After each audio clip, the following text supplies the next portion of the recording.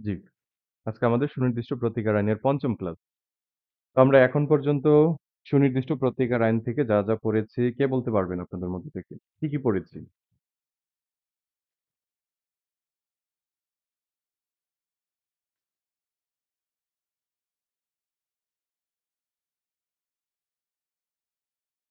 সুনির্দিষ্ট প্রতিকার আইন থেকে আমাদের কি পড়া হয়েছে?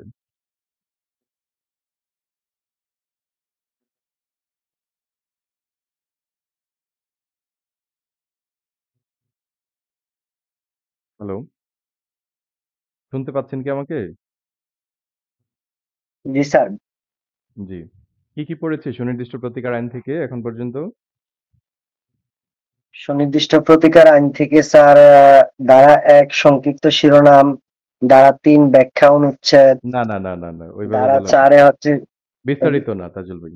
আমরা পড়েছি হচ্ছে ১ থেকে ১৭ ধারা পর্যন্ত। তাই না? ১ থেকে ১ ১৭ ধারা থেকে পর্যন্ত। জি স্যার, জি। জি স্যার। ১ থেকে ১ ১৭ থেকে ধারা ১৭ ধারা পর্যন্ত পর্যন্ত। পড়েছি। আর হচ্ছে আমরা ৫২ জি থেকে স্যার। হ্যাঁ, ৫৭ ধারা ৫২ থেকে পর্যন্ত পড়েছি। ৫৭ ধারা পড়েছি। ৫৭ ধারা পর্যন্ত জি পড়েছি। স্যার। আজকে আমরা হচ্ছে ১৮ থেকে ইনশাআল্লাহ শুরু করব। ১৮ থেকে জি। আচ্ছা, ওকে। জি স্যার। জি, আসসালামু আলাইকুম। ত্রুটিপূর্ণ সত্ত্বসম্পন্ন বিক্রেতার বিরুদ্ধে ক্রেতার অধিকার। এমসিকিউ পরীক্ষায় আসে যে ত্রুটিপূর্ণ সত্ত্বসম্পন্ন বিক্রেতার বিরুদ্ধে ক্রেতার অধিকার কয়টি? তাহলে এমসিকিউ পরীক্ষায় যদি আসে তাহলে অধিকার হলো ৪ টি। কার অধিকার? বিক্রেতার আ আপনার হচ্ছে বিক্রেতার বিরুদ্ধে ক্রেতার অধিকার। তাহলে অধিকার কার? অধিকার হলো ক্রেতার। তাহলে আপনি ধরেন হচ্ছে এই ১৮ দ্বারা আমরা যখন পড়ব, তখন ধরেন আপনি হচ্ছেন একজন ক্রেতা। তাহলে একেবারেই যদি আমরা ট্রু সেন্স এ উদাহরণ সহকারে বিষয়গুলো বোঝার চেষ্টা করি, তাহলেই আশা করি আপনারা ক্লিয়ার হবেন। আমাদের এখানে টোটাল ৪ টা গ্রাউন্ড আছে। যে ৪ টা গ্রাউন্ডে আপনাদের হচ্ছে ক্রেতার অধিকার সম্পর্কে বলা আছে। তাহলে ১ম এ কি বলা আছে? যে পরবর্তীতে অর্জিত সত্ত্ব বিষয়ে চুক্তি পালনের অধিকার। একেবারে ট্রু সেন্স এ যদি বলি, ধরেন আপনি নিজেই রহিম সাহেবের কাছ থেকে একটা সম্পত্তি ক্রয় করার জন্য রহিম সাহেবের সাথে চুক্তিবদ্ধ হলেন। এখন রহিম সাহেব যেই জমি বিক্রয় করার জন্য আপনার সাথে চুক্তিবদ্ধ হয়েছেন, অ্যাকচুয়ালি ওই জমি রহিম সাহেবের না। ওই জমি হলো রহিম সাহেবের বাবার, করিম সাহেবের। এখন একেবারেই ট্রু সেন্স এ আপনার সাথে যখন রহিম সাহেব চুক্তি করে, তখন কিন্তু রহিম সাহেবের এখানে কোনো স্বত্ব বা মালিকানা কিছুই ছিল না। কিন্তু পরবর্তীতে চুক্তি মোতাবেক সুনির্দিষ্ট কার্য সম্পাদনের সময় রহিম সাহেব মালিক হয়ে গেছে। কিভাবে মালিক হয়েছে? কারণ করিম সাহেব মারা গেছে। মারা যাওয়ার পর সেই সম্পত্তিতে রহিম সাহেব উত্তরাধিকার সূত্রে কি হয়ে গেছে? মালিক হয়েছে। তাহলে আপনার ১ম পয়েন্টে যে বিষয়টা বলা আছে যে, আপনার পরবর্তীতে অর্জিত সত্ত্ব বিষয়ে চুক্তি পালনের অধিকার। তাহলে এই অধিকারটা কার? এই অধিকারটা হলো ক্রেতার। তাহলে আপনার যখন আপনি যখন চুক্তি করেন, ১ম এ আপনার কি ছিল? ১ম এ আপনার সত্ত্বের ত্রুটি ছিল। এখন চুক্তি মোতাবেক সুনির্দিষ্ট কার্য সম্পাদনের সময় সেই সত্ত্বের ত্রুটি কিন্তু আপনার এখন আর নেই। তাহলে এই ক্ষেত্রে অবশ্যই আ রহিম সাহেবকে কি করা যাবে? অবশ্যই বাধ্য করা যাবে সেই চুক্তি মোতাবেক সুনির্দিষ্ট কার্য সম্পাদনের জন্য। আপনারা কি বুঝেছেন কি বলেছি? বুঝতে পেরেছেন? অর্থাৎ না চুক্তি স্যার না বুঝি সম্পন্ন নাই। ভাইয়া, না স্যার বুঝি নাই বুঝতে স্যার ভাইয়া। পারিনি। বলতে পারিনি স্যার, বলতে পারিনি। আচ্ছা। ১৮ ধারায় বলা আছে ত্রুটিপূর্ণ সত্ত্বসম্পন্ন বিক্রেতার বিরুদ্ধে ক্রেতার অধিকার। তাহলে আপনি ধরেন একেবারেই ট্রু সেন্স এ, হ্যাঁ? আপনি ধরেন রহিম সাহেবের কাছ থেকে, তাহলে আপনার নাম হলো মিস্টার এক্স। আপনি রহিম সাহেবের কাছ থেকে ২০% জমি ক্রয় করার জন্য কি হইলেন? ক্রয় করার জন্য চুক্তিবদ্ধ হইলেন। এখন রহিম সাহেবের সাথে আপনি জমি ক্রয় করার জন্য চুক্তিবদ্ধ হইলেন ধরেন ২০২৪ সালে ২০% জমি। এখন আপনারা সেই চুক্তি অনুযায়ী নিশ্চয়ই একটা ডেট দিয়েছেন। ধরেন সেখানে ডেট দিয়েছেন হলো ২০২৬ সাল বা ২০২৫ সাল বা একটা নির্দিষ্ট সময় দিয়েছেন। যে সময় পর রহিম সাহেব আপনাকে কি করবে? চুক্তি অনুযায়ী সেই জমিটা লিখে দিবে। এখন রহিম সাহেব যখন আপনার সাথে চুক্তি করে, তখন এই ২০% জমিতে রহিম সাহেবের কোনো স্বত্বই ছিল না। অর্থাৎ স্বত্বের কি ছিল? স্বত্বের ত্রুটি ছিল। কেন ত্রুটি ছিল? কারণ ওই জমির মালিক রহিম সাহেব ছিলেন না।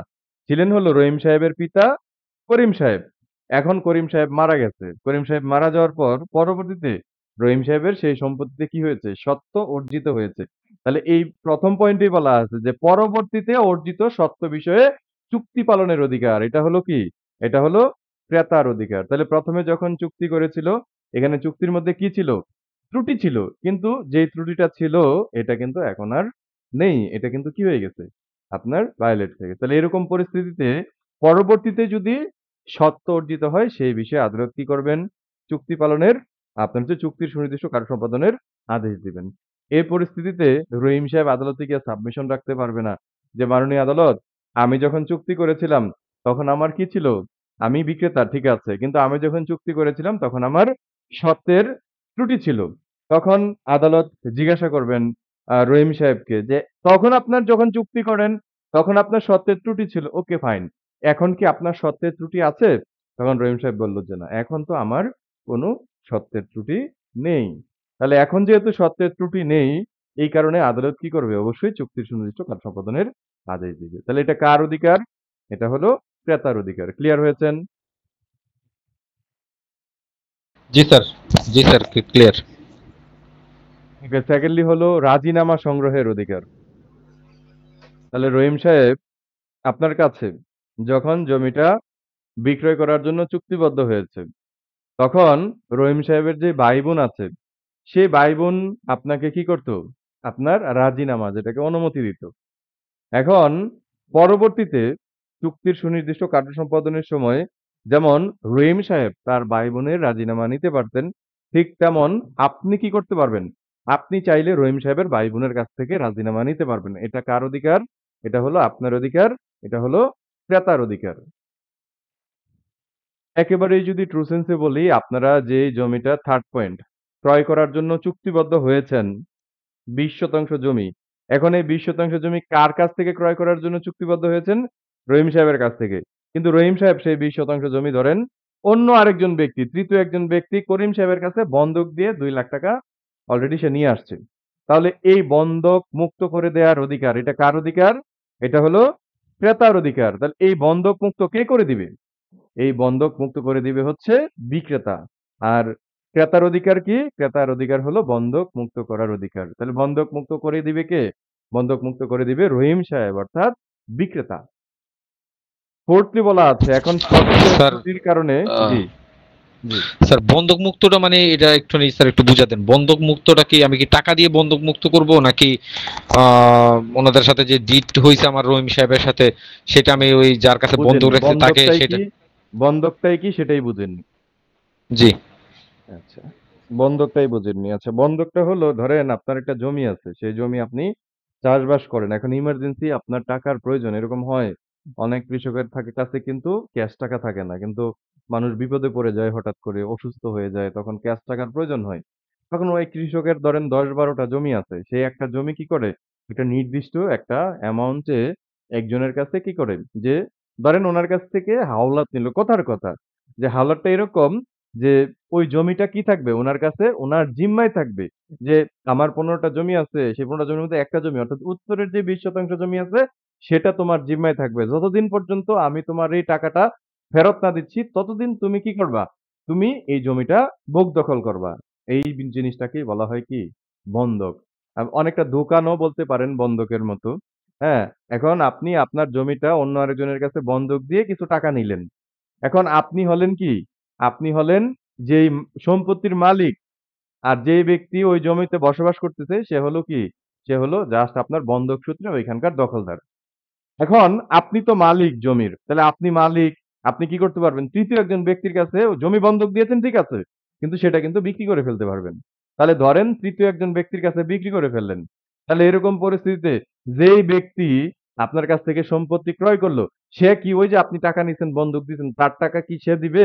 নাকি আপনি বিক্রেতা আপনি দিবেন? কে দিবে? আপনি বিক্রেতা দিবেন। এটাই হলো বন্ধক মুক্ত করার অধিকার। তাহলে এই বন্ধক মুক্ত কে করে দিবে? যে সম্পত্তি বিক্রয় করেছে সে করে দিবে। আর এই অধিকারটা কার? এই অধিকারটা হলো ক্রেতার অধিকার। ক্লিয়ার? জি স্যার, জি স্যার, ক্লিয়ার। ৪ নাম্বার হলো তুচ্ছ ক্ষতিপূরণ পাওয়ার অধিকার। এখন সত্ত্বের ত্রুটির কারণে যদি মামলা খারিজ হয়ে যায়, তাহলে সেই ক্ষেত্রে আপনি কি পাবেন? ত্রুটির কারণে যদি খারিজ হয়ে যায়, এখন আপনি চুক্তি করেছেন ধরেন ২০% জমি বায়না চুক্তি করেছেন রহিম সাহেবের সাথে। কিন্তু রহিম সাহেবের সেই শর্তের ত্রুটি কি হয়নি? আপনার যায়নি, সংশোধন হয়নি। পরবর্তীতে আপনি রহিম সাহেবের বিরুদ্ধে মামলা করেছেন। সেই মামলাটা তো আর আদালত সুনির্দিষ্ট কার্য সম্পাদনের আদেশ দিবে না। তাহলে সেই ক্ষেত্রে আপনি কি পাবেন? ধরেন বন্ধক দিয়েছেন, দুঃখিত, আপনি ধরেন হচ্ছে এটাকে কি বলে? অ্যাডভান্স করেছেন। ৳২,০০,০০০ আপনি জমি ক্রয় করার জন্য চুক্তিবদ্ধ হয়েছেন। তার মধ্যে ধরেন ৳৫০,০০০ কি করেছেন? বায়না করেছেন। তাহলে সেই ৳৫০,০০০ তো আপনি পাবেনই, পাশাপাশি হলো সেটার কি পাবেন? স্বচ্ছ ক্ষতিপূরণ পাওয়ার অধিকারী হবেন। তাহলে ৪ নাম্বার হলো, এটা হলো কি? কার অধিকার? ক্রেতার অধিকার। কি ক্রেতার অধিকার কি? ক্রেতা কি পাবে? স্বচ্ছ ক্ষতিপূরণ পাওয়ার অধিকারী হবে। কখন? যখন সত্যের ত্রুটির কারণে আপনার হচ্ছে খারিজ হয়ে যায়, সেই ক্ষেত্রে আপনার যিনি ক্রেতা আছেন তিনি কিসের মামলা যদি খারিজ হয়ে যায় সেক্ষেত্রে তিনি কি পাবেন? সুদসহ ক্ষতিপূরণ পাওয়ার অধিকারী হবেন। তাহলে আমাদের এমসিকিউ পরীক্ষায় যদি কোশ্চেন আসে যে আপনার ত্রুটিপূর্ণ সত্যসম্পন্ন বিক্রেতার বিরুদ্ধে ক্রেতার অধিকার কয়টি? উত্তর হবে ত্রুটিপূর্ণ সত্যসম্পন্ন বিক্রেতার বিরুদ্ধে ক্রেতার অধিকার হলো ৪ টি। প্রথম অধিকার কি? পরবর্তীতে অর্জিত সত্য বিষয়ে চুক্তি পালনের অধিকার। দ্বিতীয় অধিকার হলো রাজিনামা সংগ্রহের অধিকার। তৃতীয় অধিকার হলো বন্ধক মুক্ত করার এবং হস্তান্তর অর্জনের অধিকার। আর চতুর্থ অধিকার হলো যখন সত্যের ত্রুটির কারণে চুক্তি মোতাবেক সুনির্দিষ্ট কার্য সম্পাদন সম্ভব নয়, সেখানে আপনি কি পাওয়ার অধিকারী হবেন? সুচ্ছ ক্ষতিপূরণ পাওয়ার অধিকারী হবেন। ক্লিয়ার হয়েছেন সবাই? জি স্যার। আচ্ছা, আপনাদের কাছে বেয়ার অ্যাক্ট আছে কারো কাছে? যারা বসা আছেন আচ্ছা সুনির্দিষ্ট ভাইয়া। প্রতিকারের। বেয়ার অ্যাক্টে ১৮ আচ্ছা, ধারা কি কোনো উদাহরণ আছে?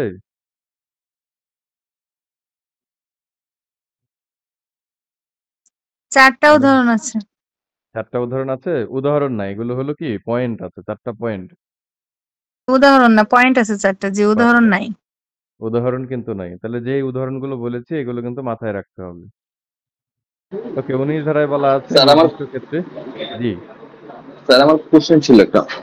জি, মিস্টার রহিম হ্যাঁ, তার পৈতৃক সম্পত্তি, তার মিস্টার রহিম বলতেছে যে আমার পিতা হচ্ছে আমাকে জমি দিবে, এই বলে এক্স এর কাছে সে জমি বিক্রি করলো, যে তার পিতা তাকে লিখে বিক্রি দিবে করে নাই, চুক্তিবদ্ধ এক্স হয়েছে। কে। বিক্রি তো করার সুযোগ নেই, চুক্তিবদ্ধ হয়েছে। হ্যাঁ দেখ স্যার, চুক্তিবদ্ধ হয়েছে। এখন পরে দেখা গেল যে রহিমের বাবা রহিমকে আর জমিটা দিচ্ছে না, হুম। সেক্ষেত্রে রহিমও এক্স কে জমিটা আর হস্তান্তর করতে পারছে না চুক্তি তাহলে ৪ মোতাবেক। নম্বর পয়েন্টে চলে যাবে। স্বচ্ছ ক্ষতিপূরণ পাওয়ার অধিকারী হবেন। এখানে আরো আছে পরে আরেকটা লাইন। হুম, একটা সময় পরে গিয়ে দেখা গেলো এরকম চুক্তির মেয়াদও শেষ হয়ে গেল, কিন্তু তার বাবা দেয় নাই, কিন্তু মেয়াদ শেষের পরবর্তী সময়ে হচ্ছে রহিমের বাবা মারা গেল। ইন দা মেন টাইমে যে এক্স এর সাথে চুক্তিটা ছিল, ওই চুক্তির মেয়াদও শেষ হয়ে গেছে, কিন্তু এক্স কেও টাকা ফেরত দেয় নাই রহিম। কিন্তু পরবর্তী সময়ে তাহলে কি এই এক্স কি রেমেডি পাবে? যদি এবং চুক্তির এখানে মেয়াদ আরেকটা শেষ কথা হয়ে বলা যায়, ভালো, হ্যাঁ, চুক্তির পরবর্তীতে মেয়াদ, রহিমের বাবা আমি মারা বলি যাওয়ার। শোনেন, জি। একটু বলি। আপনার চুক্তির মেয়াদ যদি শেষ হয়ে যায়, চুক্তির মেয়াদ শেষ হয়ে যাওয়ার পর পরবর্তীতে আপনাকে চুক্তির সুনির্দিষ্ট কার্য সম্পাদনের জন্য ১ বছরের মধ্যে মোকদ্দমা দায়ের করতে হবে। সুনির্দিষ্ট প্রতিকার আইনের ১২ ধারার মামলা, চুক্তির সুনির্দিষ্ট কার্য সম্পাদনের মামলা কত বছরের মধ্যে করতে হবে? তামাদির মেয়াদ এক কত বছর। বছর? তামাদির মেয়াদ ১ এক বছর। বছর। এখন আপনি যদি ১ বছরের মধ্যে মামলা না করেন এবং সেটার সাথে ১২ র সাথে যদি আপনি ১৯ ধারায় ক্ষতিপূরণ না চান, তাহলে সেই ক্ষেত্রে কি হবে? আপনার মামলাটা তামাদিতে বাড়িতে হবে। আর যেহেতু মূল মামলা, আর মূল মামলার ক্ষেত্রে আপনি তামাদিনের ৫ ধারাও কিন্তু কোনো পিটিশন দিতে পারবেন না। ঠিক আছে, থ্যাংক ইউ। ভাইয়া, বাড়িতোটা কি? কি জিনিস? বারিত মানে হলো খারিজ হবে। ১৯ ধারা, নির্দিষ্ট ক্ষেত্রে ক্ষতিপূরণ মঞ্জুরের ক্ষমতা। তাহলে আমরা যখন ১২ ধারায় চুক্তির সুনির্দিষ্ট কার্য সম্পাদনের মোকদ্দমা দায়ের করব, তাহলে ১২ ধারায় যখন চুক্তির সুনির্দিষ্ট কার্য সম্পাদনের মামলা দায়ের করব, এটার সাথে অতিরিক্ত হিসাবে কি চাইতে পারবো? ১২ র সাথে অতিরিক্ত হিসাবে ১৯ ধারায় ক্ষতিপূরণ চাইতে পারবো। এখন আমরা যদি ১২ র সাথে একেবারেই ট্রু সেন্স এ বোঝার চেষ্টা করব। আমরা যদি ১২ র সাথে ১৯ ধারায় ক্ষতিপূরণ না চাই, তাহলে পরবর্তীতে সেই ক্ষেত্রে কি ১৯ ধারায় আলাদা করে ক্ষতিপূরণের মামলা দায়ের করতে পারবো? পারব না। তার মানে আমরা যখন ১২ ধারায় চুক্তির সুনির্দিষ্ট কার্য সম্পাদনের মামলা করব, ওইটার সাথে তখনই আমরা অতিরিক্ত হিসেবে ১২ + ১৯, ১৯ ধারায় কি করব? ক্ষতিপূরণ চাবো। যদি আমরা ১২ ধারার মামলা করে, চুক্তির সুনির্দিষ্ট কার্য সম্পাদনের মামলা করে হেরে যাই, তাহলে পরবর্তীতে আর আলাদা করে শুধুমাত্র ১৯ ধারায় আর মামলা করা যাবে না। তাহলে ১৯ ধারায় বেসিক কথা হলো আপনি কিসের মামলা করতে পারবেন ১৯ ধারায়? ১৯ ধারায় হলো ক্ষতিপূরণের মোকদ্দমা দায়ের করতে পারবেন। আচ্ছা, এখন একেবারে ট্রু সেন্স এ যদি বলি, আপনাদের ১২ ধারায় আপনারা চুক্তির সুনির্দিষ্ট কার্য সম্পাদন চেয়েছেন। আদালত আপনাকে চুক্তির সুনির্দিষ্ট কার্য সম্পাদন দেয়নি। এখন নতুন করে আর ১৯ ধারায় ক্ষতিপূরণের মামলা করতে পারবেন না। এখন আপনি ১২ র সাথে ১৯ ধারায় ক্ষতিপূরণ চেয়েছেন। হ্যাঁ? এখন ১২ ধারায় যদি ১২ র সাথে যদি ১৯ ধারায় ক্ষতিপূরণ চান, আদালত যদি দেখেন যে আপনি চুক্তির সুনির্দিষ্ট কার্য সম্পাদন পাওয়ারও যোগ্য, পাশাপাশি ক্ষতিপূরণ পাওয়ারও যোগ্য, তাহলে সেই ক্ষেত্রে আদালত চুক্তির সুনির্দিষ্ট কার্য সম্পাদন প্লাস আপনাকে কি করবে? আপনাকে ক্ষতিপূরণও মঞ্জুর করবে।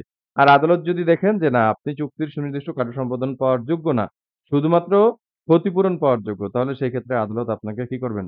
আদালত আপনাকে শুধুমাত্র ক্ষতিপূরণ মঞ্জুর করবেন।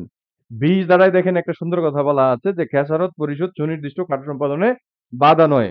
তার মানে আপনার চুক্তির মধ্যে যদি এরকম শর্তও থাকে, চুক্তির মধ্যে যদি শর্ত দেওয়াও থাকে, কি শর্ত দেয়া থাকে চুক্তির মধ্যে? চুক্তির মধ্যে যদি ক্ষতিপূরণের শর্ত দেয়া থাকে, তাহলে চুক্তির মধ্যে ক্ষতিপূরণের শর্ত যদি দেয়াও থাকে, এটা কিন্তু সুনির্দিষ্ট কার্য সম্পাদনে বাধা হিসাবে কাজ করবে না। তার মানে চুক্তির মধ্যে ক্ষতিপূরণের শর্ত থাকলেও আদালত কি করতে পারেন? আদালত সুনির্দিষ্ট কার্য সম্পাদনের আদেশ দিতে পারেন। এটাই বলা আছে হচ্ছে ২০ ধারায় যে কোন চুক্তিতে যদি ক্ষতিপূরণের শর্ত থাকেও তারপরেও আদালত কি করতে পারেন? তারপরেও আদালত সুনির্দিষ্ট কার্য সম্পাদনের আদেশ দিতে পারেন। আচ্ছা, আমরা ১২ ধারায় গতকালকে পড়েছি। কয়টি ক্ষেত্রে আদালত চুক্তির সুনির্দিষ্ট কার্য সম্পাদনের আদেশ দিতে পারেন বলেন তো আপনারা? ৪টি ক্ষেত্রে। আচ্ছা, ৪ টি ক্ষেত্রে আদালত চুক্তির সুনির্দিষ্ট কার্য সম্পাদনের আদেশ দিতে পারেন। আচ্ছা, কয়টি ক্ষেত্রে আদালত চুক্তির সুনির্দিষ্ট কার্য সম্পাদনের আদেশ প্রদান করবেন না? বলেন তো? ১১টি। ৮টি ক্ষেত্রে। ৮ টি ক্ষেত্রে। কত ধারায় বলা আছে? ২১ ধারায়। ২১ ধারায়। তাহলে যে সকল ক্ষেত্রে চুক্তিসমূহ সুনির্দিষ্টভাবে কার্যকরীকরণযোগ্য নয়। তার মানে আমরা যদি ১২ রে উল্টায় ফেলি, ১২ রে উল্টালে কি হয়? ১২ রে উল্টালে হয় ২১। তাহলে ১২ ধারায় আছে চুক্তির সুনির্দিষ্ট কার্য সম্পাদন ৪ টি ক্ষেত্রে। আর আপনার ২১ ধারায় আছে কি? যেই সকল ক্ষেত্রে চুক্তির সুনির্দিষ্ট কার্য সম্পাদন দেয়া যাবে না। তাহলে এমসিকিউ পরীক্ষায় যদি আসে কয়টি ক্ষেত্রে আদালত চুক্তির সুনির্দিষ্ট কার্য সম্পাদনের আদেশ প্রদান করবে না? উত্তর কি হবে? এমসিকিউ পরীক্ষায় কিন্তু আসে এই বিষয়গুলো। এই ক্ষেত্রগুলো আপনাদের এমসিকিউ পরীক্ষায় সবচেয়ে বেশি আসে সুনির্দিষ্ট প্রতিকার আইন থেকে। আমরা যখন সর্বশেষ রিভিশন ক্লাসে পড়ব সেই ক্ষেত্রগুলোকেই সবচেয়ে বেশি গুরুত্ব দিব। সেই ক্ষেত্রগুলোই কিন্তু আপনাদের এমসিকিউ পরীক্ষায় আসবে। মাঝে মধ্যে হচ্ছে ছোট, ছোট যে প্রবলেম কোয়েশ্চেন গুলো আছে এগুলোও কিন্তু এমসিকিউ পরীক্ষায় আসে এবং সেকশন ওয়াইজও অনেক সময় আপনাদের কোয়েশ্চেন আসে যে হেডিং তুলে দিয়ে বলতে পারে যে এটা কত ধারা। চুক্তির সুনির্দিষ্ট কার্য সম্পাদন সম্পর্কে সুনির্দিষ্ট প্রতিকার আইনের কত ধারায় বলা আছে? ১২ ধারায়। হ্যাঁ, চুক্তির সুনির্দিষ্ট কার্য সম্পাদন করা যাবে না। এই সম্পর্কিত বিধান সুনির্দিষ্ট প্রতিকার আইনের কত ধারায় বলা আছে? ২১ ধারায়। কয়টি ক্ষেত্রে আদালত চুক্তির সুনির্দিষ্ট কার্য সম্পাদনের আদেশ প্রদান করিবেন না? উত্তর হবে ৮ টি ক্ষেত্রে। সেই ৮ টা ক্ষেত্র কি? প্রথমেই বলা আছে যে চুক্তির কার্য সম্পাদন না করলে আর্থিক ক্ষতিপূরণ দ্বারা পর্যাপ্ত প্রতিকার হয়। ধরেন আমি আর হইছে আপনার এখানে কে কাকে নেয়া যায় দেখি। আলামিন ভাই আছেন কিনা? জি, আলামিন। আমাদের একটা মজার বিষয় কি? আলামিন শেখ ভাই শুনতে পাচ্ছেন আমাকে? আনমিউট করে বলতে পারবেন? আমি সবাইকে লক করিনি। জি স্যার, জি। শুনতে পাচ্ছি। আমাদের প্রত্যেকটা ব্যাচে আলামিন নামে স্টুডেন্ট আছে। আলামিন খুব ভালো একটা নাম। আমাদের মহানবী হযরত মুহাম্মদ সাল্লাল্লাহু আলাইহি ওয়াসাল্লামের উপাধি ছিল আলামিন। আলামিন মানে হলো বিশ্বাসী। তাহলে আলামিন ভাইকে নিয়ে আমরা গল্প করি যদি আপনি অনুমতি দেন। জি স্যার, ইনশাআল্লাহ। জি। তাহলে ধরেন আলামিন ভাইয়ের বাড়ি কথার কথা আমি জানি না আপনার বাড়ি কোথায়। আপনার বাড়ি ধরেন হচ্ছে মুন্সিগঞ্জ। এখন মুন্সিগঞ্জে প্রচুর আলু হয়। তো আলুর সিজনে অনেক আলু হয়েছে। আ উনি আমাকে বলল যে, "ভাই আলু-টালু লাগবে কিনা?" তো বললাম, "ঠিক আছে, আমাকে আলু পাঠিয়ে দেন। আমাদের এলাকায় তো আলু হয় না। তো আমাদের এখানে আমরা ভালো দামে বিক্রি করতে পারব।" তো উনার সাথে আলু ক্রয় করার জন্য চুক্তিবদ্ধ হইলাম। কত টাকা কেজি? ধরেন ৳১৫ কেজি বা ৳১৮ কেজি। আমাদের এইখানে বাজারে বিক্রি হয় ৳২৫ বা ৳২০ কেজি। তাহলে উনার সাথে চুক্তিবদ্ধ হইলাম ৳১৫ কেজি। কত মন? ধরেন হচ্ছে ১০ মন বা হচ্ছে ১ টন বা হচ্ছে 20 মণ, ধরেন কথার কথা 20 মণ আলু ক্রয় বিক্রয়ের জন্য আলামিন ভাইয়ের সাথে আমি চুক্তিবদ্ধ হইলাম। এখন চুক্তি মোতাবেক আলামিন ভাই আমাকে কি করল না? সে আলুগুলো সরবরাহ করল না। এখন আমি বাধ্য হয়ে আলামিন ভাইয়ের বিরুদ্ধে কি করলাম? ১২ ধারায় চুক্তির সুনির্দিষ্ট কার্য সম্পাদনের মামলা দায়ের করলাম। তাহলে ১২ ধারায় যদি চুক্তির সুনির্দিষ্ট কার্য সম্পাদনের মামলা করি, সেই ক্ষেত্রে আদালত কি চুক্তি মোতাবেক সুনির্দিষ্ট কার্য সম্পাদনের আদেশ প্রদান করবেন? আদেশ কিন্তু প্রদান করবেন না। কারণ কি? কারণ কি? বলেন তো? কারণ এখানে চুক্তি মোতাবেক কার্য সম্পাদন না করলে আর্থিক ক্ষতিপূরণ দ্বারা কি করা যাচ্ছে? আর্থিক ক্ষতিপূরণ দ্বারা পর্যাপ্ত প্রতিকার দেয়া যাচ্ছে। তাহলে যেইখানে আর্থিক ক্ষতিপূরণ দ্বারা পর্যাপ্ত প্রতিকার দেয়া যাবে, ১ কেজি আলুর দাম ১৫ টাকা, ১০ কেজি আলুর দাম এত টাকা, হ্যাঁ, ১ মণ আলুর দাম এত টাকা। অর্থাৎ এখানে অর্থ দ্বারা কি করা যাচ্ছে? অর্থ দ্বারা প্রতিকার দেয়া যাচ্ছে। তাহলে যেইখানে অর্থ দ্বারা পর্যাপ্ত প্রতিকার দেয়া যাবে, সেখানে কিন্তু আদালত কি করবে না? চুক্তির সুনির্দিষ্ট কার্য সম্পাদনের আদেশ দিবে না। তাহলে আমি যদি আলামিন ভাইয়ের বিরুদ্ধে মিট করে দেয় আলামিন ভাই, হ্যাঁ, মোকদ্দমা দায়ের করি, তাহলে সেই ক্ষেত্রে আদালত আলামিন ভাইকে বাধ্য করবে না যে আলামিন ভাইকে আমাকে কি করতে হবে? ২০ মণ আলু আমাকে সরবরাহ করতেই হবে, বা ২০ মণ গম বিক্রয়ের চুক্তি করি, ২০ মণ গম আমাকে সরবরাহ করতেই হবে। কারণ কি? কারণ এখানে অর্থ দ্বারা কি করা যাচ্ছে? অর্থ দ্বারা পর্যাপ্ত প্রতিকার দেয়া যাচ্ছে। তাহলে যেইখানে অর্থ দ্বারা পর্যাপ্ত প্রতিকার দেয়া যাবে, সেইখানে আদালত সুনির্দিষ্ট কার্য সম্পাদনের আদেশ প্রদান করবেন না। তারপরে বলা আছে যেই চুক্তি অত্যন্ত জটিল, অসংখ্য বিবরণযুক্ত, পক্ষগণের ব্যক্তিগত যোগ্যতার সংকল্পের উপর নির্ভরশীল। তাহলে ধরেন হচ্ছে, সবাই মিউট করে রাখি প্লিজ। কথা বলার সময় আনমিউট করে রাখেন। কেউ একজন আনমিউট আছেন। জি, সুফিয়ান ভাই, ওকে। জি। তাহলে যেই চুক্তি অত্যন্ত জটিল, অসংখ্য বিবরণযুক্ত, পক্ষসমূহের ব্যক্তিগত যোগ্যতার উপর নির্ভরশীল। এই উদাহরণগুলো আমাদের নিচে আছে, আমরা কিছুক্ষণ পরেই পড়ব। আমরা যদি ব্যক্তিগত যোগ্যতার কথা বলি, ধরেন একজন ব্যক্তি আরেকজন ব্যক্তির সাথে বিয়ে করার জন্য চুক্তিবদ্ধ হলো। তাহলে বিয়ে করার চুক্তি এটা কিসের উপর নির্ভরশীল? ব্যক্তিগত যোগ্যতার উপর নির্ভরশীল। তাহলে ব্যক্তিগত যোগ্যতার উপর নির্ভরশীল চুক্তির ক্ষেত্রে আদালত কি করবেন না? সুনির্দিষ্ট কার্য সম্পাদনের আদেশ প্রদান করবেন না। ধরেন হচ্ছে একজন সিঙ্গার, উনি পহেলা বৈশাখে আপনার হচ্ছে একটা চ্যারিটি শোতে গান গাওয়ার জন্য চুক্তিবদ্ধ হইলেন। তাহলে এই ক্ষেত্রে, অথবা একজন ব্যক্তি গ্রন্থাগার বা হচ্ছে প্রকাশকের সাথে একটা বই প্রকাশ করবে এই মর্মে চুক্তিবদ্ধ হইলেন। তাহলে সেই সকল চুক্তির ক্ষেত্রে আদালত কি করবে না? সুনির্দিষ্ট কার্য সম্পাদনের আদেশ প্রদান করবেন না। কেন করবেন না? কারণ এই চুক্তিটা কিসের উপর নির্ভরশীল? তার পক্ষগণের ব্যক্তিগত যোগ্যতার উপর নির্ভরশীল। তাহলে যেই চুক্তির বিষয়বস্তু ব্যক্তিগত যোগ্যতার উপর নির্ভরশীল, সেই চুক্তির ক্ষেত্রে আদালত সুনির্দিষ্ট কার্য সম্পাদনের আদেশ প্রদান করবেন না। তারপরে বলা আছে যদি চুক্তিটা অসংখ্য বিবরণযুক্ত হয়, তাহলে আপনার বাড়ি ধরেন হচ্ছে নারায়ণগঞ্জ বন্দর। এখানে নারায়ণগঞ্জের কেউ আছেন কিনা জানি না। এখন নারায়ণগঞ্জে যেই শিপইয়ার্ড আছে, সেখান থেকে শিপের মধ্যে মাল উঠবে। সেই মাল ধরেন হচ্ছে ১ম এ যাবে চট্টগ্রামে। চট্টগ্রাম থেকে যাবে হচ্ছে দিল্লিতে। দিল্লি থেকে যাবে লন্ডন, লন্ডন থেকে যাবে আমেরিকা, নিউ ইয়র্কে। তাহলে এই যে এরকম চুক্তি, যে চুক্তির কি অসংখ্য বিবরণযুক্ত এবং অত্যন্ত জটিল, এই চুক্তির ক্ষেত্রে আদালত কি করবে না? চুক্তির সুনির্দিষ্ট কার্য সম্পাদনের আদেশ প্রদান করবে না। থার্ডলি বলা আছে যে চুক্তির শর্তাবলী আদালত যুক্তিসঙ্গতভাবে নির্ণয় করতে ব্যর্থ হয়। এমন এমন শর্ত দিয়েছেন, এমন কঠিন শর্ত দিয়েছেন চুক্তির মধ্যে, এটা আদালত নির্ণয় করতে পারতেছে না। যেমন আপনার আ প্রয়োজন হতে পারে, আপনার প্রয়োজন হতে পারে এমন কতিপয় মালামাল সরবরাহ করার জন্য আপনি রহিম সাহেবের সাথে চুক্তিবদ্ধ হইলেন। তাইলে আপনার কি প্রয়োজন হইতে পারে? সেটা কিন্তু নির্দিষ্ট নেই। তাহলে যেই চুক্তির শর্তাবলী আদালত যুক্তিসঙ্গতভাবে নির্ণয় করতে ব্যর্থ হয়, সেই চুক্তির ক্ষেত্রে আদালত সুনির্দিষ্ট কার্য সম্পাদনের আদেশ দিবে না। তারপরে বলা আছে যে চুক্তিসমূহ তার প্রকৃতিগত কারণেই কি? প্রকৃতিগত কারণেই বাতিলযোগ্য। তাহলে বাতিল চুক্তির ক্ষেত্রে আদালত সুনির্দিষ্ট কার্য সম্পাদনের আদেশ প্রদান করবেন না। বাতিল চুক্তি কি? যেমন আমি যদি বলি, আ ধরেন একটা জমির মালিক আমি না, অন্য আরেকজন। তাহলে অন্যজনের জমি, অন্যজনের মাঠ, সেটা যদি আপনার সাথে আমি ক্রয় বিক্রয়ের জন্য চুক্তিবদ্ধ হই, অথবা আমার গুদাম আছে ১ টা, বা আ আ আপনার গুদাম আছে হচ্ছে ৩ টা। এখন আপনার কাছ থেকে আমি গুদাম কিনবো হচ্ছে ১ টা।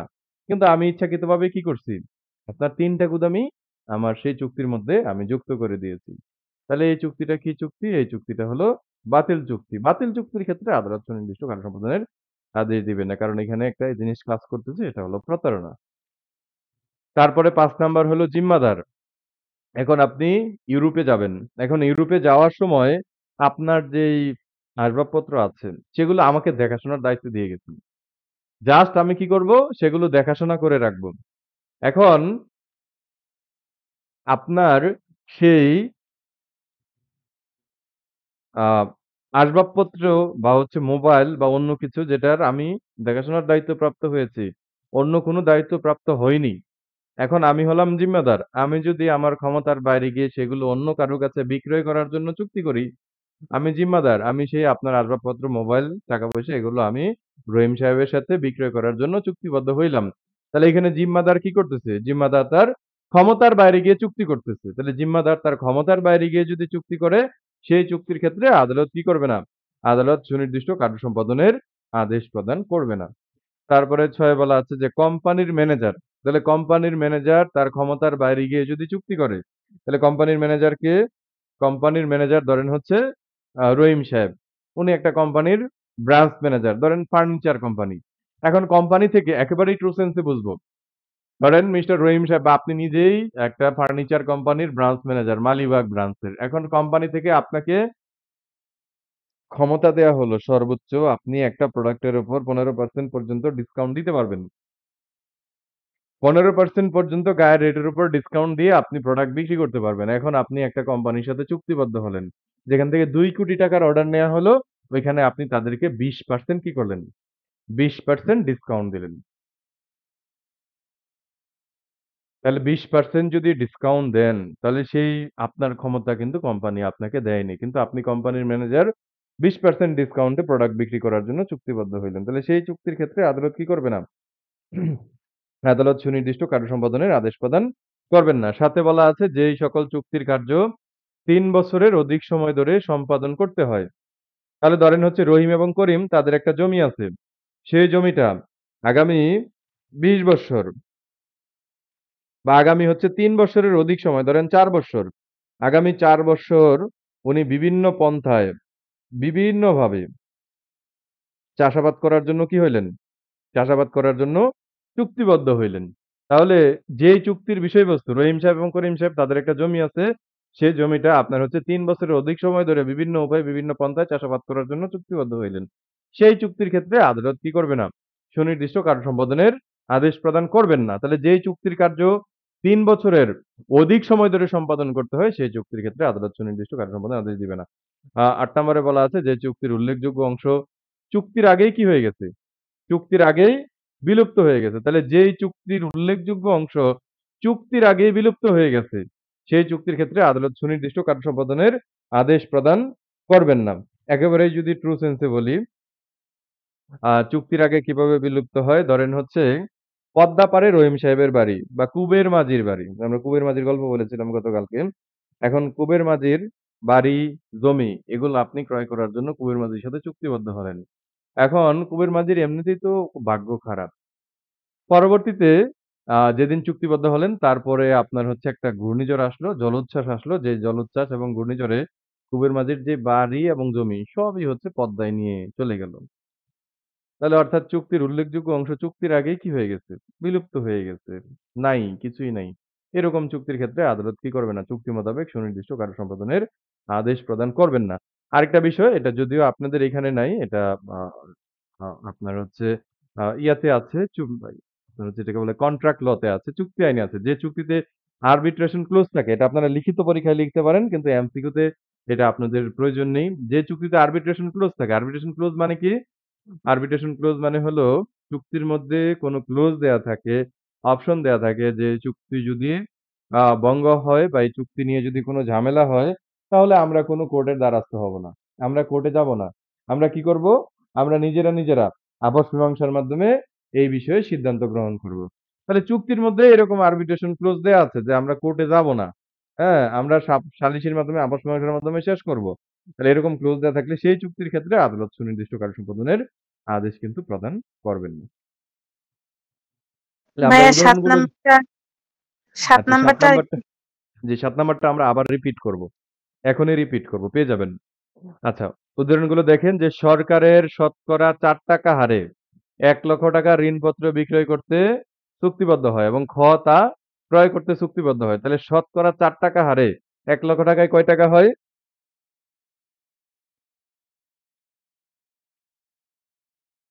4,000 টাকা হয় না 1 লক্ষ টাকায়?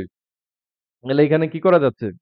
আপনার অর্থ দ্বারা পর্যাপ্ত প্রতিকার দেয়া যাচ্ছে। যেমন দ্বিতীয় উদাহরণে বলা আছে যে প্রতি বক্স নীল 1,000 টাকা দরে 40 বক্স নীল। তাহলে প্রতি বক্স নীল যদি 1,000 টাকা হয় তাহলে 40 বক্স নীলের দাম কত? 40 বক্স নীলের দাম হচ্ছে 40,000 টাকা। আপনারা ভয় পান বলতে যেটা সঠিক মানে যেটা আপনারা হচ্ছে আ বলা উচিত সেটা বলেন না। যেটা বলা উচিত না সেটা বলেন। তাহলে 1 বক্স নীলের দাম 1,000 টাকা। 40 বক্স নীলের দাম 40,000 টাকা। তাহলে এখানে কি করা যাচ্ছে? এখানে অর্থ দ্বারা পর্যাপ্ত প্রতিকার দেয়া যাচ্ছে। তাহলে আমাদের যেই ৮ টা ক্ষেত্র আছে, যে ক্ষেত্রে চুক্তি সুনির্দিষ্ট কার্যসম্পাদন আদেশ দেয়া যাবে না। সেই ৮ টা ক্ষেত্রের মধ্যে ১ম ক্ষেত্র কি ছিল? যে চুক্তির কার্য সম্পাদন না করলে আর্থিক ক্ষতিপূরণ দ্বারা পর্যাপ্ত প্রতিকার হয়। তাহলে যেখানে আর্থিক ক্ষতিপূরণ দ্বারা পর্যাপ্ত প্রতিকার হবে, সেখানে তো আদালত চুক্তি মোতাবেক সুনির্দিষ্ট কার্য সম্পাদনের আদেশ প্রদান করিবেন না। তাহলে যেহেতু এইখানে আর্থিক ক্ষতিপূরণ দ্বারা কি হচ্ছে? আর্থিক ক্ষতিপূরণ দ্বারা পর্যাপ্ত প্রতিকার হচ্ছে, তাই কিনা? যে আপনার ১ বক্স নীলের দাম ১,০০০ টাকা, ৪০ বক্স নীলের দাম ৪০,০০০ টাকা। তো ৪০,০০০ টাকা ক্ষতিপূরণ সহ দিয়ে দিলে ঝামেলা শেষ।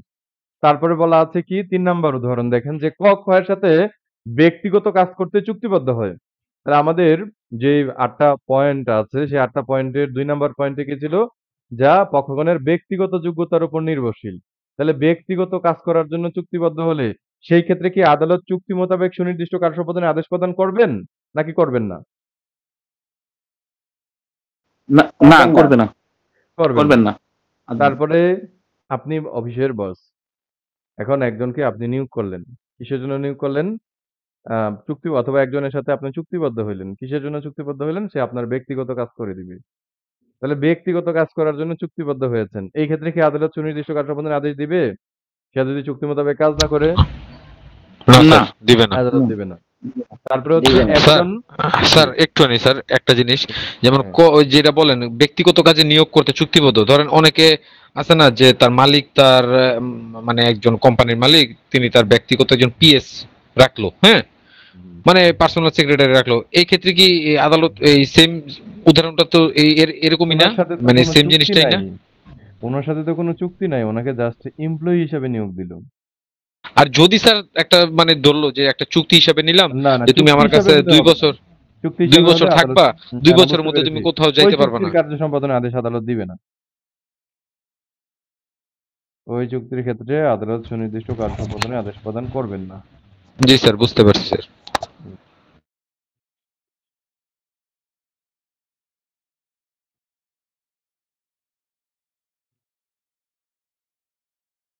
ওকে। একজন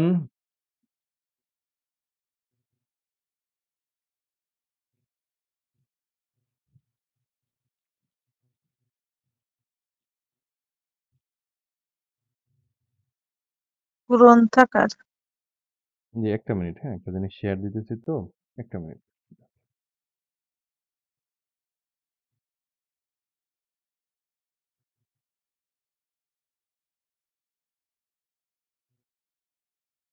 আপনাদের গ্রুপে শেয়ার দিয়েছি, হ্যাঁ? গ্রুপে শেয়ার করে রেখেছি।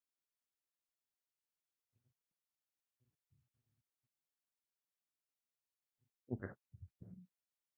একজন গ্রন্থাকার একজন প্রকাশক ক্ষয়ের সাথে একটি সাহিত্য গ্রন্থ রচনা সমাপ্ত করতে চুক্তিবদ্ধ হলো। তাহলে সাহিত্যকর্ম রচনা করা এটা কিসের উপর নির্ভরশীল বলেন তো আপনারা? সাহিত্যকর্ম রচনা করা এটা হলো ব্যক্তিগত যোগ্যতার উপর নির্ভরশীল। তাহলে যেহেতু ব্যক্তিগত যোগ্যতার উপর নির্ভরশীল, তাহলে এই ক্ষেত্রে কি আদালত চুক্তি মোতাবেক সুনির্দিষ্ট কার্য সম্পাদনের আদেশ প্রদান করবেন? চুক্তি মোতাবেক কিন্তু সুনির্দিষ্ট না, কার্য প্রদান করবেন না। কারণ সাহিত্য গ্রন্থ রচনা এটা করবেন না কিসের উপর স্যার। নির্ভরশীল? এটা হলো ব্যক্তিগত যোগ্যতার উপর নির্ভরশীল। ব্যক্তিগত তারপরে দেখেন যে যোগ্যতার উপর ক্ষয়ের নির্ভরশীল। নিকট জমি ইজারা প্রদান করলো এবং ইজারার পরদিন হতে ৩ বছরের জন্য বিশেষ পন্থায় তা চাষাবাদ করতে চুক্তিবদ্ধ হলো। এই যে আপনারা ৭ নাম্বার যে জিনিসটা বলেছিলেন যে ক্ষয়ের নিকট জমি ইজারা প্রদান করলো, ইজারার পরদিন হতে ৩ বছরের জন্য বিশেষ পন্থায় চাষাবাদ করতে চুক্তিবদ্ধ হলো। তাহলে যেই চুক্তির কার্য ৩ বছরের অধিক সময় ধরে সম্পাদন করতে হয়, সেই চুক্তির ক্ষেত্রে কি আদালত সুনির্দিষ্ট কার্য সম্পাদনের আদেশ প্রদান করবেন? করবেন না। তাহলে এই যে আপনার ক, খ এর নিকট জমি ইজারা প্রদান করেছে, ইজারার পরদিন হতে ৩ বছরের জন্য বিশেষ পন্থায় চাষাবাদ করতে চুক্তিবদ্ধ হয়েছে। তাহলে এই চুক্তির ক্ষেত্রে আদালত কি করবেন না? সুনির্দিষ্ট কার্য সম্পাদনের আদেশ প্রদান করবেন না। তারপরে দেখেন যে ক, খ এর সাথে ৳১,০০০ প্রদানের বিনিময়ে একটা ছবি আঁকার ব্যাপারে চুক্তিবদ্ধ হয়েছে। তাহলে ছবি আঁকা এটা কিসের উপর নির্ভরশীল? স্যার এটা তো আমরা সবাই ব্যক্তিগত কাজ। ব্যক্তিগত যোগ্যতা। তাহলে ব্যক্তিগত যোগ্যতার উপর নির্ভরশীল। তাহলে ব্যক্তিগত যোগ্যতার ক্ষেত্রে আদালত কি সুনির্দিষ্ট কার্য সম্পাদনের আদেশ দিবেন? আদালত সুনির্দিষ্ট কার্য সম্পাদনের আদেশ দিবেন না। আচ্ছা, আপনাদের মধ্যে থেকে অনেকেই আজকে আইটিপি আমাদের একটা জিনিস মনে নাই। আইটিপি পরীক্ষায় পাস করেছেন। কিছুক্ষণ আগেই রেজাল্ট হয়েছে। যারা আইটিপি পরীক্ষায় পাস করেছেন আপনাদেরকে কংগ্রাচুলেশন। তার মধ্যে থেকে অনেকেই আজকের ক্লাসে জয়েন হননি। হয়তো ওনারা একটু খুশিতে আছেন, সবার সাথে বিষয়টা শেয়ার করতেছেন। আপনারা যারা পাস করেছেন, ইনকাম ট্যাক্সের লয়ার হয়েছেন, সবাইকে আমার একাডেমির পক্ষ থেকে এবং আমি অ্যাডভোকেট আব্দুল্লাহ মামুনের পক্ষ থেকে আপনাদেরকে অসংখ্য শুভেচ্ছা এবং অভিনন্দন।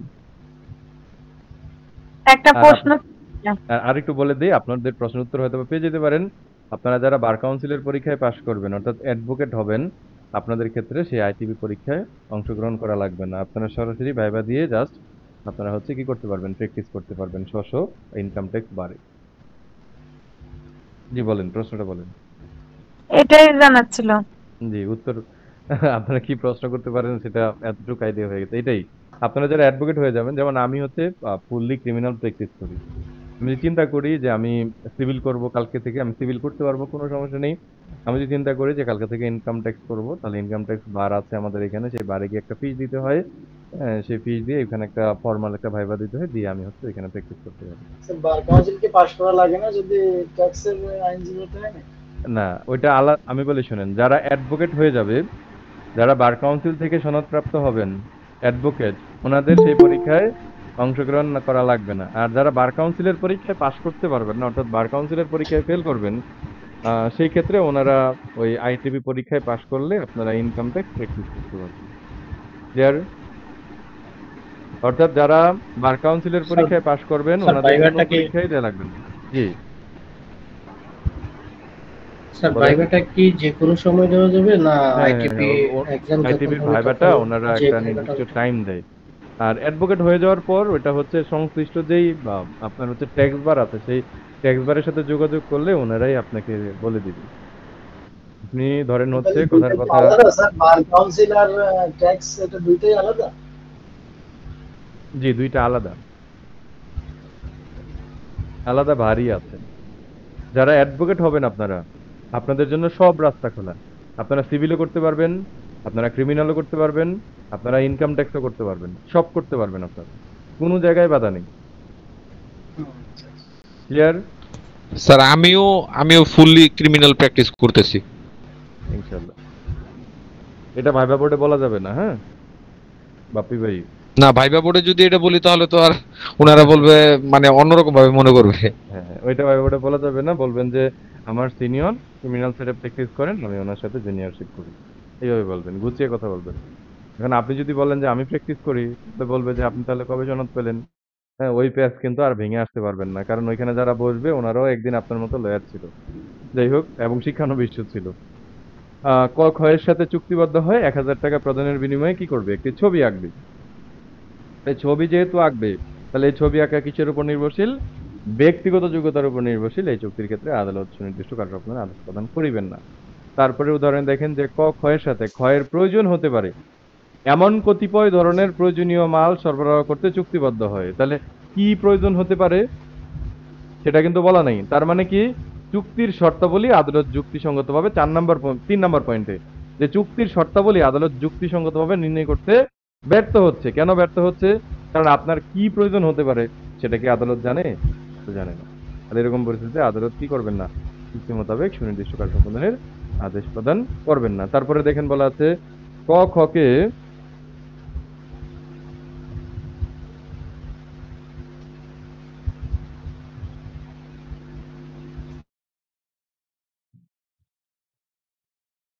বিয়ে করার চুক্তিতে আবদ্ধ হয়।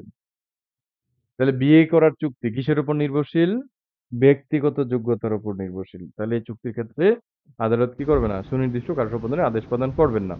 তারপরে দেখেন, আপনি হলেন রেল কোম্পানি, বাংলাদেশে আগে সরকারি জিনিস বলতেই রেয়াল বোঝাতো। এই সুনির্দিষ্ট প্রতিকার আইন কত সালের আইন? 1877। 1877 1877 সালের। সালের। তাহলে ওই তখন যে বিষয়গুলো ছিল ওইগুলোই কিন্তু উদাহরণে রয়ে গেছে। এগুলো আসলে একটু মডিফাই করা উচিত ছিল। তাহলে রেল নির্মাণ এবং চালু রাখার একমাত্র উদ্দেশ্য নিয়ে গঠিত কোম্পানি যদি কটন মিল নির্মাণের উদ্দেশ্যে 1 খণ্ড জমি ক্রয় করে, তাহলে সেই চুক্তির ক্ষেত্রে কি আদালত সুনির্দিষ্ট কার্য সম্পাদনের আদেশ দিবেন? সেই চুক্তির ক্ষেত্রে আদালত সুনির্দিষ্ট কার্য সম্পাদনের আদেশ প্রদান করবেন না। আপনি হলেন রেল কোম্পানি, আপনি হচ্ছে চুক্তিবদ্ধ হয়েছেন কটন মিল কোম্পানির জন্য জমি ক্রয় করবেন। তাহলে এই চুক্তির ক্ষেত্রে আদালত সুনির্দিষ্ট কার্য সম্পাদনের আদেশ প্রদান করবেন না। কারণ এই চুক্তিটা কি? এই চুক্তিটা হলো বাতিল চুক্তি, বাতিল চুক্তি। তাহলে বাতিল চুক্তির ক্ষেত্রে আদালত কি করবেন না? সুনির্দিষ্ট কার্য সম্পাদনের আদেশ প্রদান করবেন না। 21 ক তে বলা আছে অরেজিস্ট্রিকৃত বিক্রয় চুক্তি সুনির্দিষ্টভাবে কি অকার্যকরযোগ্য। একেবারেই ট্রু সেন্সে যদি বলি, একটা চুক্তি যদি হয় সেটা যদি স্থাবর সম্পত্তি সম্পর্কিত, তাহলে সেই চুক্তিটা অবশ্যই 1908 সালের যে রেজিস্ট্রেশন আইন আছে সেই রেজিস্ট্রেশন আইন অনুযায়ী কি হতে হবে? লিখিত এবং রেজিস্ট্রিকৃত হতে হবে। তাহলে চুক্তি 1908 সালের রেজিস্ট্রেশন আইন অনুযায়ী যদি লিখিত এবং রেজিস্ট্রিকৃত না হয়, তাহলে সেই চুক্তির ক্ষেত্রে আদালত কি করবেন না? সেই চুক্তির ক্ষেত্রে আদালত সুনির্দিষ্ট কার্য সম্পাদনের আদেশ প্রদান করবেন না। অর্থাৎ অরেজিস্ট্রিকৃত বিক্রয় চুক্তির ক্ষেত্রে সুনির্দিষ্টভাবে ওই চুক্তির সুনির্দিষ্ট কার্য সম্পাদন করা যাবে না। ধরেন আপনি রহিম সাহেবের কাছ থেকে 20% জমি ক্রয় করার জন্য চুক্তিবদ্ধ হইলেন। তাহলে সেই যে চুক্তিটা ধরেন হচ্ছে সে জমির দাম 2 কোটি, সেই 2 কোটি টাকা থেকে 50 লক্ষ টাকা কি করেছেন? বায়না করেছেন। তাহলে এই যে বায়না চুক্তিটা এটা অবশ্যই কি করতে হবে? 1908 সালের যে রেজিস্ট্রেশন আইন আছে সেই রেজিস্ট্রেশন আইন অনুযায়ী কি করতে হবে? রেজিস্ট্রিকৃত করতে হবে। যদি রেজিস্ট্রিকৃত না করেন তাহলে সেই ক্ষেত্রে আদালত সুনির্দিষ্ট কার্য সম্পাদনের আদেশ দিবে না। তারপরে বলা আছে যে চুক্তির সুনির্দিষ্ট কার্য সম্পাদনের মামলা দায়েরের সময় অবশিষ্টাংশ আদালতে জমা দিতে হবে। তাহলে আপনি রহিম সাহেবের কাছে 20% জমি ক্রয় করার জন্য রহিম সাহেবের সাথে চুক্তিবদ্ধ হয়েছেন। এখন যখন আপনি বায়না করেন, বায়না করেছেন কত? জমির দাম হলো 2 কোটি, বায়না করেছেন 50 লক্ষ টাকা। এখন রহিম সাহেব আপনাকে ঘুরাচ্ছে, জমি লিখে দিচ্ছে না। তাহলে এরকম পরিস্থিতিতে আপনি কি করতে পারবেন? আপনি হলো এই সুনির্দিষ্ট প্রতিকার আইনের 12 ধারা অনুযায়ী চুক্তির সুনির্দিষ্ট কার্য সম্পাদনের মোকদ্দমা দায়ের করতে পারবেন। তাহলে 12 ধারা অনুযায়ী আপনি যখন চুক্তির সুনির্দিষ্ট কার্য সম্পাদনের মামলা দায়ের করবেন, তাহলে বাকি যে 1.5 কোটি টাকা আছে, অর্থাৎ অবশিষ্ট যে মূল্যটা আছে চুক্তির, সেই 1.5 কোটি টাকা জমা দিয়ে কিন্তু তারপরে আপনাকে মামলা করতে হবে। এটাই বলা আছে হচ্ছে 21 কয়ের উপধারা 2 এ যে চুক্তির সুনির্দিষ্ট কার্য সম্পাদনের মামলা দায়ের করার সময় অবশিষ্ট যে মূল্যটা আছে, তাহলে চুক্তি হয়েছে 2 কোটি 50 লাখ বায়না, বাকি যে 1.5 কোটি সেটা জমা দিয়ে তারপরে হচ্ছে মামলা করতে হবে। তাহলে আবারও যদি রিপিট করি, 21 ক তে বলা আছে একটা চুক্তি যদি হয় সেটা স্থাবর সম্পত্তি সম্পর্কিত, তাহলে সেই চুক্তিটা অবশ্যই 1908 সালের যে রেজিস্ট্রেশন আইন আছে সেই রেজিস্ট্রেশন অ্যাক্ট 1908 অনুযায়ী রেজিস্ট্রিকৃত হতে হবে।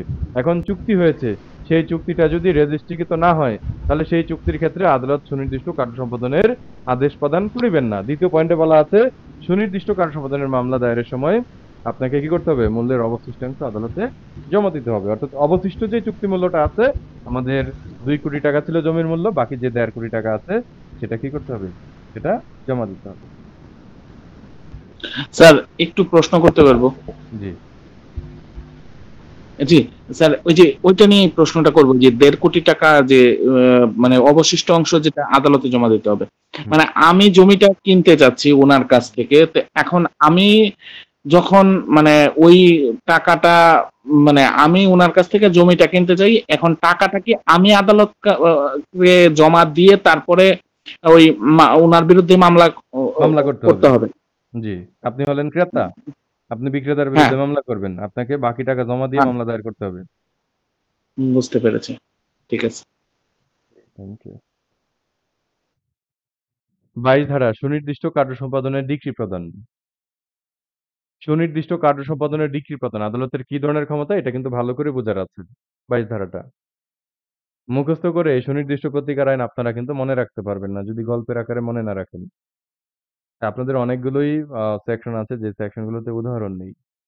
আবার কিছু সেকশন আছে যেখানে উদাহরণ আছে, তাহলে যেই সেকশনগুলোতে উদাহরণ আছে সেই সেকশনগুলো বোঝা সহজ, কিন্তু উদাহরণ যেগুলোতে নেই সেগুলোই কিন্তু বোঝা কঠিন। ওকে, 22 ধারা সুনির্দিষ্ট কার্য সম্পাদনের ডিক্রি প্রদান, এটা আদালতের কি ধরনের ক্ষমতা? এমসিকিউ পরীক্ষায় যদি আসে এটা আদালতের স্বেচ্ছাধীন ইচ্ছাধীন স্বেচ্ছাধীন ক্ষমতা। ইচ্ছাধীন বা স্বেচ্ছাধীন ক্ষমতা। এখন এই যে ইচ্ছাধীন ক্ষমতা বা স্বেচ্ছাধীন ক্ষমতা, এর মানে কি এই যে আদালত কি করবে? স্বেচ্ছাচারিতা দেখাবে? না। আদালত না স্বেচ্ছাচারিতা দেখাবে না। বরং তা কি হবে? বিচার বিভাগীয় মূলনীতি এবং আপিল আদালতের দ্বারা কি হবে? সংশোধনযোগ্য হবে।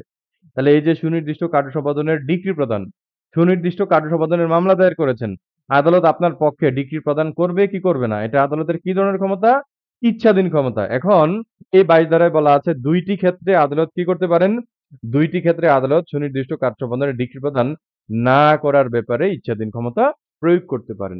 তাহলে সুনির্দিষ্ট কার্য সম্পাদনের এমসিকিউ পরীক্ষায় যদি আসে ডিক্রি প্রদান না করার ব্যাপারে ইচ্ছাধীন ক্ষমতা প্রয়োগ করতে পারেন কয়টি ক্ষেত্রে আদালত? ২টি ক্ষেত্রে। আর যদি এমসিকিউ পরীক্ষায় কোশ্চেন আসে যে সুনির্দিষ্ট কার্য সম্পাদনের ডিক্রি প্রদান করার ব্যাপারে ইচ্ছাধীন ক্ষমতা প্রয়োগ করতে পারেন কয়টি ক্ষেত্রে? তাহলে প্রদান করার ব্যাপারে ইচ্ছাধীন ক্ষমতা প্রয়োগ করতে পারেন হচ্ছে ৮টি ক্ষেত্রে। তাহলে আমাদের প্রথমে বলা আছে ২টি ক্ষেত্রে আদালত এই ২২ ধারায় সুনির্দিষ্ট কার্য সম্পাদনের ডিক্রি প্রদান না করার ব্যাপারে ইচ্ছাধীন ক্ষমতা প্রয়োগ করবেন। সেই ২টা ক্ষেত্র কি? যেখানে এমন পরিস্থিতিতে চুক্তি সম্পন্ন করা হয়েছে যে তা বাদীকে প্রতিবাদীর উপর কি করতেছে? একটি অন্যায় সুবিধা প্রদান করতেছে। তাহলে ধরেন আপনি হচ্ছে কুবের মাঝির সাথে একটা জমি ক্রয় করার জন্য চুক্তিবদ্ধ হইলেন। কিন্তু যখন চুক্তিবদ্ধ হইলেন, কুবের মাঝি বলেছে যে এই জমিটাতে কোনো সমস্যা নেই। আশেপাশে আপনার নদী ভাঙনের কোনো সমস্যা নেই, কিছুই নেই। কিন্তু পরবর্তীতে চুক্তিবদ্ধ হওয়ার পর আপনি খোঁজখবর নিয়ে জানতে পারলেন, এই জমিটা যদি রক্ষা করতে হয়, তাহলে আপনাকে কি করতে হবে? বন্যা থেকে বাঁচানোর জন্য ব্যয়বহুল বাঁধ নির্মাণ করতে হবে। যেটা আপনাকে কুবের মাঝি কি করেছিল? গোপন করেছিল। তাহলে এরকম পরিস্থিতিতে আদালত যদি কুবের মাঝির পক্ষে চুক্তির সুনির্দিষ্ট কার্যপ্রদানের আদেশ দেয়, তাহলে সেখানে কি করা হলো? কুবের মাঝিকে একটা অন্যায় সুবিধা প্রদান করা হলো। অর্থাৎ বাদীকে একটা হ্যাঁ, বিবাদীর উপর অর্থাৎ প্রতিবাদীর উপর আপনার উপর একটা অন্যায় সুবিধা প্রদান করা হলো। তাহলে এরকম পরিস্থিতিতে আদালত কি করবে না? সুনির্দিষ্ট কার্য সম্পাদনের ডিক্রি প্রদান না করার ব্যাপারে কি করবেন? না করার ব্যাপারে ইচ্ছাধীন ক্ষমতা প্রয়োগ করবেন। তাহলে প্রথম পয়েন্টে হলো যেখানে এমন পরিস্থিতি চুক্তি হয়েছে যা বাদীকে প্রতিবাদীর উপর কি করতেছে? একটা অন্যায় সুবিধা প্রদান করতেছে। দ্বিতীয়ত বলা আছে যেখানে চুক্তির কাজ সম্পাদন প্রতিবাদীকে অত্যন্ত ক্লেশে জড়ায় ফেলবে। এখন আপনি একটা জমি ক্রয় করার জন্য একজনের সাথে চুক্তিবদ্ধ হয়েছেন। এখন যখন চুক্তিবদ্ধ হয়েছেন তখন আপনাকে সে ব্যক্তি বলেছিল যে ওই জমি থেকে বের হওয়ার যথাযথ রাস্তা আছে। কিন্তু পরবর্তীতে আপনি সরেজমিনে তদন্ত করার পর জানতে পারলেন যে অ্যাকচুয়ালি ওই জমি থেকে বের হওয়ার কোনো রাস্তা নেই। এখন সেই জমিটা যদি আপনি ক্রয় করেন, তাহলে ক্রয় করলে পরবর্তীতে পার্শ্ববর্তী ল্যান্ড ওনার যারা আছে, পার্শ্ববর্তী যারা জমির মালিক আছে তাদের সাথে আপনাকে কি করতে হবে? তাদের সাথে আপনাকে ঝগড়া করতে হবে, ঝামেলা করতে হবে। তাহলে আপনার ২য় পয়েন্টে যেটা বলা আছে যে চুক্তির কাজ সম্পাদন প্রতিবাদী, প্রতিবাদী হলেন আপনি। অর্থাৎ যিনি হলেন ক্রেতা। ক্রেতাকে কি করবে? অত্যন্ত ক্লেশে জড়ায় ফেলবে। যা সে যখন চুক্তি করে তখন সে বুঝতে পারেনি। তাহলে এরকম পরিস্থিতিতে আদালত কি করবেন না? চুক্তির সুনির্দিষ্ট কার্য সম্পাদনের ডিক্রি প্রদান করবেন না। অর্থাৎ ডিক্রি প্রদান না করার ব্যাপারে ইচ্ছাধীন ক্ষমতা প্রয়োগ করতে পারেন। আমাদের এই ২টা উদাহরণই এখানে দেয়া আছে। বন্যার উদাহরণও দেয়া আছে। তারপরে হলো প্রবেশের উদাহরণ দেয়া আছে রাস্তার বিষয়ে। তাহলে আমরা উদাহরণটা পড়ি যে ক্ষয়ের সাথে নির্দিষ্ট জমি কেনার জন্য চুক্তিবদ্ধ হয়। কিন্তু জমির প্রবেশ পথের ব্যাপারে চুক্তিতে কিছু উল্লেখ করা হয়নি। তাহলে জমিতে প্রবেশের কোনো অস্তিত্ব নাই। মানে কোথা দিয়ে জমিতে প্রবেশ করবে সে বিষয়ে কোনো অস্তিত্ব নাই।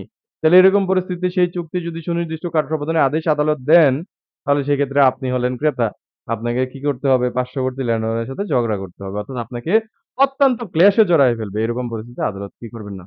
চুক্তির সুনির্দিষ্ট কার্য সম্পাদনের ডিক্রি প্রদান না করার ব্যাপারে ইচ্ছাধীন ক্ষমতা প্রয়োগ করবেন। তাহলে এমসিকিউ পরীক্ষায় যদি কোশ্চেন আসে কয়টি ক্ষেত্রে আদালত চুক্তির সুনির্দিষ্ট কার্য সম্পাদনের ডিক্রি প্রদান না করার ব্যাপারে ইচ্ছাধীন ক্ষমতা প্রয়োগ করবেন? তাহলে উত্তর হবে হচ্ছে ২টি ক্ষেত্রে। ২টি আর ক্ষেত্রে কয়টি ২টি ক্ষেত্রে আদালত সুনির্দিষ্ট কার্য সম্পাদনের ডিক্রি প্রদান করার ব্যাপারে ইচ্ছাধীন ক্ষমতা প্রয়োগ করবেন? সেটা হলো একটি ক্ষেত্রে। যে একটা ক্ষেত্র কি? একটি ক্ষেত্রে ধরেন আপনি মিস্টার রহিমের কাছ থেকে কেউ একজন আনমিউট আছে, মিউট করে দিবেন। মিস্টার রহিমের কাছ থেকে একটা জমি ক্রয় করার জন্য চুক্তিবদ্ধ হইলেন।